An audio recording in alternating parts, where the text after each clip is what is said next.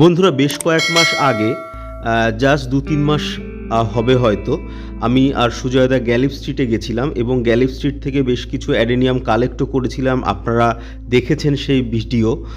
বন্ধুরা আজ সেই গাছগুলো নিয়েই প্রথমে আপনাদের একটু দেখিয়ে নিচ্ছি। দেখুন বন্ধুরা, মাত্র ২-৩ মাসের কেনা সদ্য অ্যাডেনিয়াম গাছগুলো কত সুন্দরভাবে গড়ে উঠেছে এবং স্বাস্থ্য অত্যন্ত সুন্দর এবং অনেক দিন ধরেই ফুল দিতে শুরু করেছে। এই গাছগুলোর ম্যাক্সিমামই রয়েছে সুজয়দার কাছে। সুজয়দা আমার খুব কাছের একজন দাদা, যিনি খুব ভালো অ্যাডেনিয়াম করেন। দেখতেই পাচ্ছেন এই সমস্ত ভ্যারাইটি আমার কাছেও রয়েছে। এইগুলো সুজয়দার গাছ আজকে আপনাদেরকে এই ভিডিওর প্রথমে দেখাচ্ছি, কারণ একদমই প্রথমে কিনেই এই গাছের প্রথম ফুল হচ্ছে এগুলো। এর আগে হয়তো ২-৪টে ফুল ফুটে থাকবে, কিন্তু তখন আমি ছিলাম না। বন্ধুরা দেখুন, গাছগুলো জাস্ট ২-৩ মাসের পুরনো এবং প্রচুর কুড়ি এসেছে। বন্ধুরা কিভাবে নতুন অ্যাডেনিয়াম কেনার পর সেই গাছ থেকে আমরা এত সুন্দর গঠন এবং সুন্দর ফুল পেতে পারি, সেই বিষয় নিয়ে আজকে আলোচনা করতে চলেছি। বন্ধুরা আজকে আমি আরও কিছু নতুন অ্যাডেনিয়াম সংগ্রহ করেছি, সুজয়দাও করেছে। আমি আজকের ভিডিওটা এখন যেগুলো দেখছেন এগুলো আমার সংগ্রহে, আমার বাড়ির তেই রাখা রয়েছে। এগুলো নিয়ে আমি আপনাদেরকে একটি অন্যরকম ভিডিও আজকে দেখাতে চলেছি যে অ্যাডেনিয়ামের সয়েল মিডিয়া অনেক রকমভাবে করা যায়। কখনো সিডার দিয়ে করা যায়, কখনো বালি দিয়ে করা যায়, ভার্মি কম্পোস্ট, সুরকি দিয়ে, অনেক ধরনের উপায় আছে। আজকে আমি একটা বিশেষ পদ্ধতিতে এর মাটিটা প্রস্তুত করব, যেটি খুবই উপযোগী অ্যাডেনিয়ামের জন্যে। বন্ধুরা প্রথমেই আমি আমার নতুন গাছগুলোকে একটু দেখিয়ে নিই। আরও কয়েকটা ছাদে রয়েছে, এখনও আনা হয়নি। মোট ৯-১০টা গাছ আবার নতুন কালেক্ট করেছি, বিভিন্ন কালারের এবং বিভিন্ন ধরনের পাতার শেপের। আজকে যে মূল মিডিয়াটা ইউজ করব সেটা হচ্ছে চারকোল বা কয়লা। বন্ধুরা দেখুন, প্রথমেই যে কাঠপোড়া কয়লা, সেই কয়লাগুলোকে একটু ছোট করে নিতে হবে এবং এরপর ধুয়ে রাখা ফ্রেশ বালি। বন্ধুরা বলে রাখি, বালি কেন ধুয়ে রাখা হয়, এর মধ্যে মাটি থাকার জন্যে কিন্তু বালি ধুয়ে রাখা হয় না। বালিতে থাকে হচ্ছে লবণ। এই লবণটাকে বার করার জন্যেই কিন্তু বালিটা ধুয়ে রাখা হয়। এরপর যে উপাদানটি ব্যবহার করব সেটা হচ্ছে পাতা পচা সার।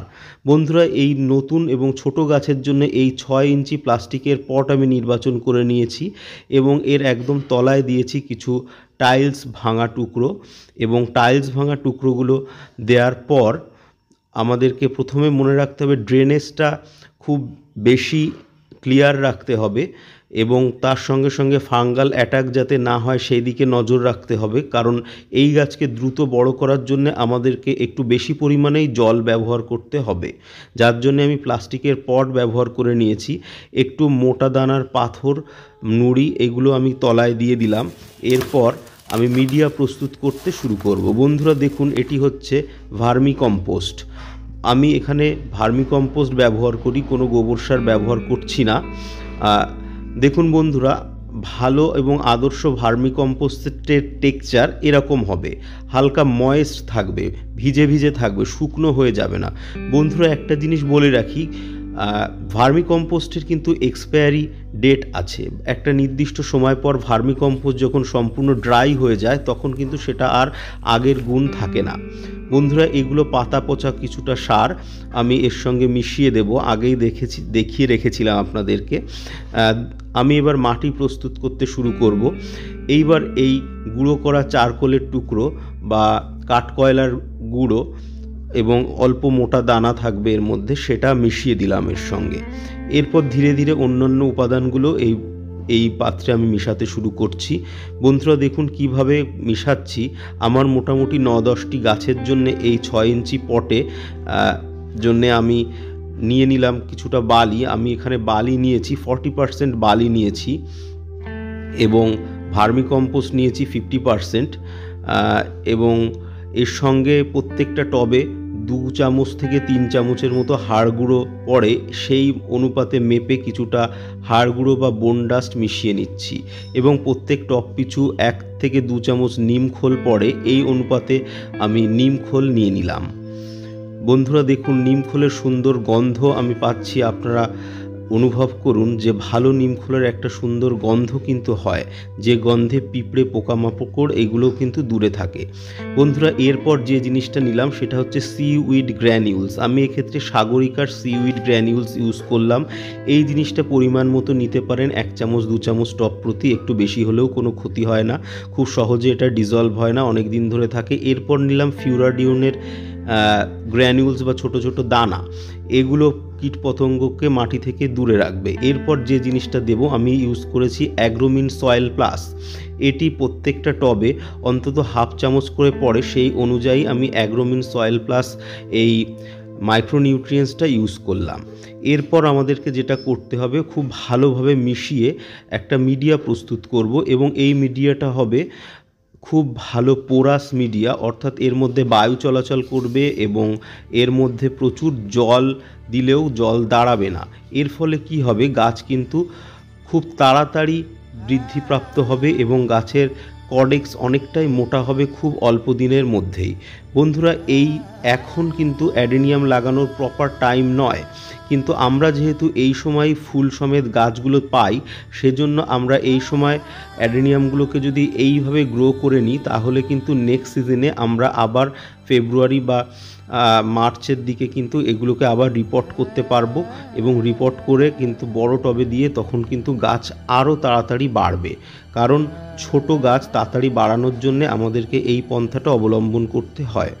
আপনারা মাটির টবও নিতে পারেন, তবে প্লাস্টিকের টব আমি এই কারণেই নিয়েছি, কারণ এক্ষেত্রে অনেকটাই ময়েশ্চার ধরে রাখে।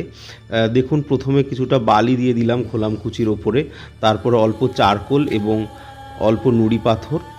এইবার আমি এই মিডিয়াটা এর ওপর দিয়ে দেব। বন্ধুরা, আপনারা হাড়ের গুঁড়োর সঙ্গে শিংকুচি চাইলেও মেশাতে পারেন। আমি শিংকুচি মিশাইনি, আমার কাছে এখন বর্তমানে শিংকুচি নেই, সেই জন্য আমি মিশাতে পারলাম না, পরবর্তীতে প্রয়োজনে অল্প করে দিয়ে দেব।